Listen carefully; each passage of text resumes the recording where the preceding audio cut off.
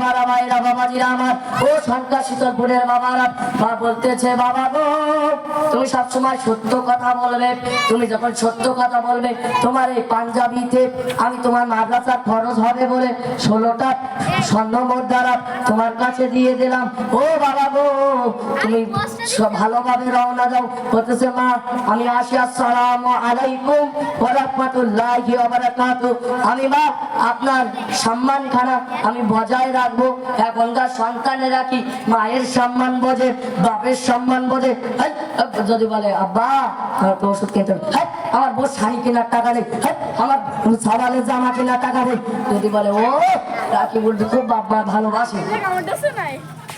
সবাই বলেন জিকির যত করবে দিলের মধ্যে নিঃশ্বাসের মধ্যে যতক্ষণ জিকির থাকবে মায়ার নবীজি দয়াল নবীজি রহমাতুল আলামিন যখন